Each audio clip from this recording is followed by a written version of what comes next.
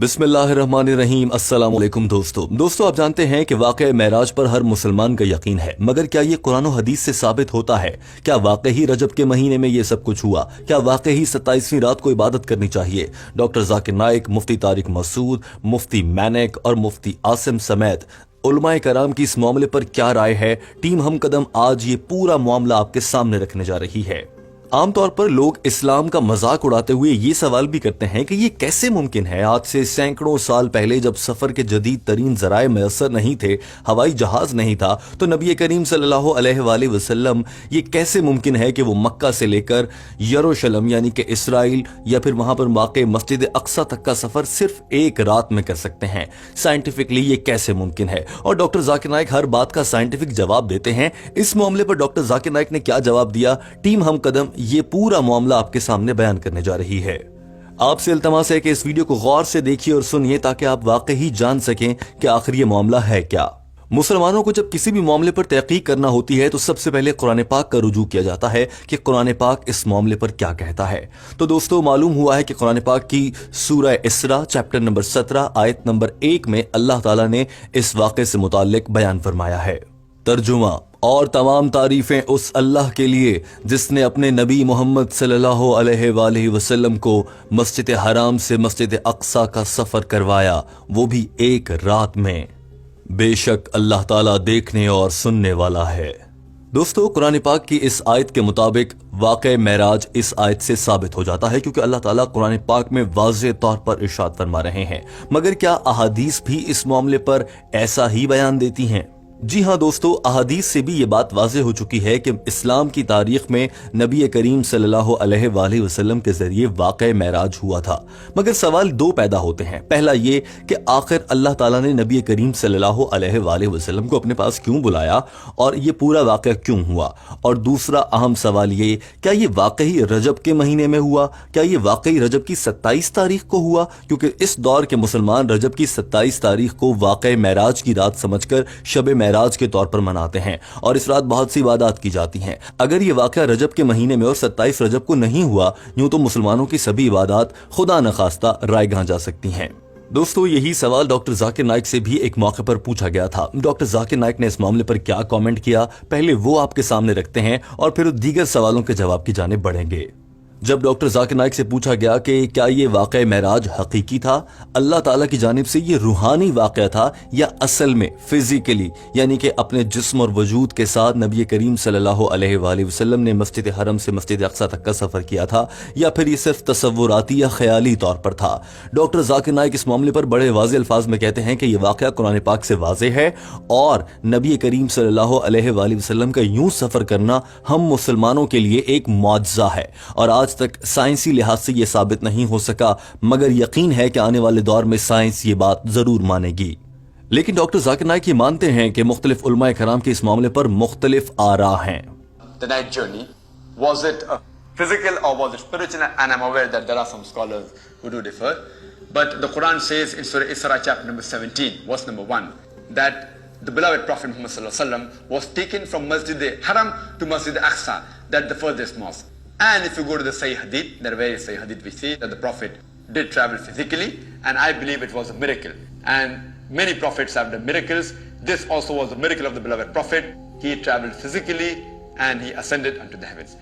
Doctor Zakir Naik کہتے ہیں کہ بہت سے نبیوں کے ساتھ معجزے ہوئے ہیں، یہ بھی ایک معجزہ ہی تھا۔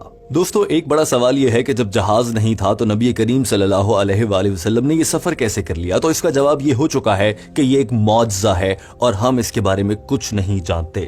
لیکن اللہ تعالیٰ نے نبی کریم صلی اللہ علیہ وآلہ وسلم کو یہ موقع کیوں فراہم کیا؟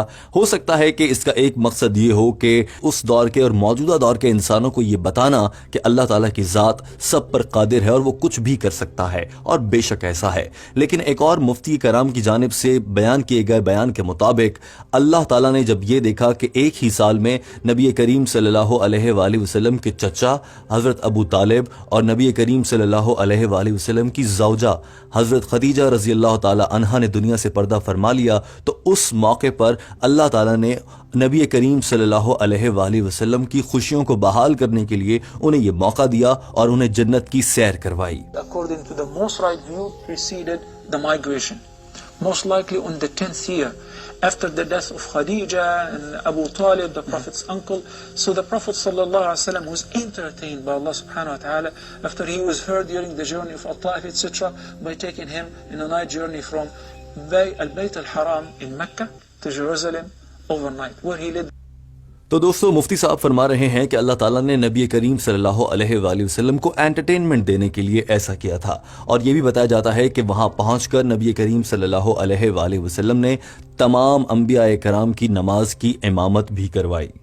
دوستو اب یہ سوال آ جاتا ہے کہ کیا یہ واقعی رجب کے مہینے میں ہوا تھا اور 27 رجب کو ہوا تھا؟ یہی وجہ ہے کہ مسلمان اب 27ویں رجب کو شب معراج کے طور پر مناتے ہیں۔ اس معاملے پر بین الاقوامی عالم اور مفتی عاصم بھی رائے دیتے ہیں، اور وہ یہ کہتے ہیں کہ وہ اس معاملے پر مکمل یقین رکھتے ہیں کہ واقع معراج ہوا تھا، لیکن رجب کی کیا تاریخ تھی اس حوالے سے کچھ نہیں کہا جا سکتا۔ Out took place. It's a reality, it's a fact. We believe in that. Did it happen in Rajab?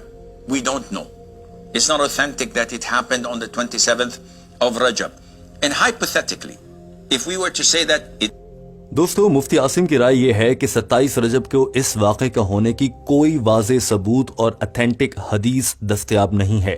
کسی حدیث میں نہیں کہا گیا کہ رجب کے مہینے میں آپ صلی اللہ علیہ وسلم گئے تھے، نہ مہینہ واضح ہے نہ ہی تاریخ واضح ہے، لہٰذا ہم شب معراج 27 رجب کو پھر کیوں مناتے ہیں جب مہینہ اور تاریخ کا علم ہی نہیں؟ حتیٰ کہ کچھ مفتیان یہ بھی رائے رکھتے ہیں کہ سال تک نہیں معلوم کہ کس سال یہ سب کچھ ہوا تھا۔ بہت سے لوگ شب معراج کو روزہ رکھتے ہیں، عبادات کرتے ہیں، لیکن یہ سب کرنا دین اسلام میں کہیں پر نہیں کہا گیا، بلکہ اگر ہم اگلی نسلوں کو یہ بتائیں گے اور دین اسلام میں تبدیلی کر دیں گے تو یہ بہت بڑی بدعت بن جائے گا۔ دوستو عبادت کا کوئی بھی دن ہو سکتا ہے، کسی بھی موقع پر کی جا سکتی ہے، لیکن شب معراج کی 27 رجب کی رات کو عبادت کرنے کا حکم یا صحابہ کرام کی جانب سے عبادت کیے جانا اور اس پر نبی کریم صلی اللہ علیہ وآلہ وسلم کا اس سے اتفاق کرنا یا اس پر خاموش رہنا، یہ سب کچھ بھی قرآن پاک، حدیث اور دستیاب تمام معلومات میں کہیں بھی دستیاب نہیں ہے، اور ایسا کہیں نہیں کہا گیا ہے۔ اب اگر ہم یہ شروع کر دیتے ہیں تو یہ بدعت ہوگا، جیسا کہ مفتی طارق مسعود سمجھتے ہیں۔ اس رات میں عبادت ثابت نہیں ہے، دن کا روزہ ثابت نہیں ہے، بلکہ یہ جو 27ویں رات ہے رجب کی، اس رات کا معراج کی رات ہونا بھی ثابت نہیں ہے۔ اتنی بات ہے، اتنا ایمان رکھنا ضروری ہے کہ رسول اللہ صلی اللہ علیہ وسلم کو اللہ تعالی رات کے تھوڑے سے حصے میں بیت المقدس اور پھر وہاں سے 7ویں آسمان تک لے کر گئے، لیکن یہ واقعہ کس رات میں پیش آیا اس کا کسی صحیح حدیث میں کوئی تذکرہ نہیں ہے۔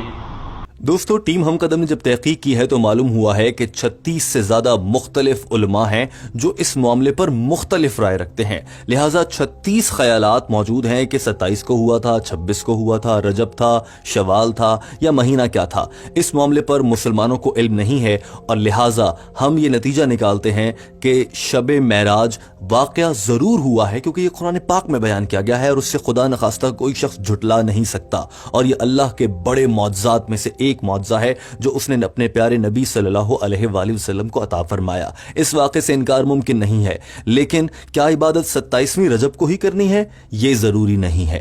جب جی چاہے مسلمان اللہ کو یاد کر سکتے ہیں۔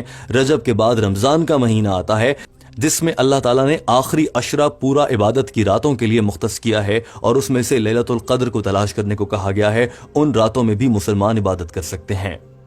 آئیے دوستو آپ کو نقشے کی مدد سے دکھاتے ہیں کہ سعودی عرب سے لے کر یروشلم تک کا فاصلہ کتنا ہے جو نبی کریم صلی اللہ علیہ وآلہ وسلم نے واقع معراج کے موقع پر اللہ کی مدد سے معجزانہ طور پر طے کیا۔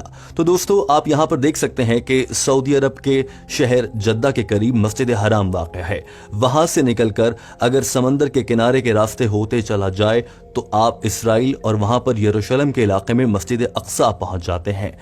گوگل میپس کے مطابق یہ فاصلہ تقریباً 15 گھنٹے 34 منٹ میں طے کیا جا سکتا ہے، اور یہ فاصلہ 1469 کلومیٹر کا بنتا ہے۔ اس جدید دور میں جب دنیا تیز ترین سفر کے ذرائع رکھتی ہے، جہاز رکھتی ہے، اس کے باوجود ایک رات میں یہ سفر ممکن نہیں، کیونکہ ایک رات کا دورانیہ بہت زیادہ بھی ہو تو وہ 12 گھنٹے ہو سکتا ہے۔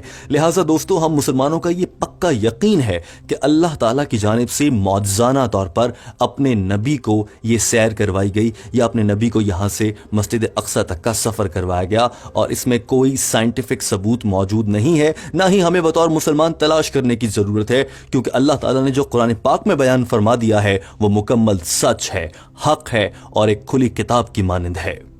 तो दोस्तों, इस पूरी वीडियो को देखने के बाद और मुख्तलिफ उलमाए कराम की राय जानने के बाद टीम हम कदम को पूरा यकीन और उम्मीद है कि आपको ये मामला जरूर समझ आ गया होगा। दोस्तों, आपकी राय हमारे लिए बहुत अहमियत रखती है। आपकी इस मामले पर क्या राय है? क्या आप 27 रजब की रात को इबादत करते हैं या नहीं करते हैं? इबादत कर लेना अच्छी बात है अगर आप कर लेते हैं। रात चाहे 27 की हो, 28 हो, रजब हो, शवाल हो, अल्लाह को याद करते रहना चाहिए। दोस्तों, हमें आपके फीडबैक का इंतजार रहता है। हमारे चैनल हम कदम को सब्सक्राइब कर लीजिए। ऐसी ही मजीद वीडियोज आपके लिए आती रहेंगी। वीडियो देखने का बहुत शुक्रिया।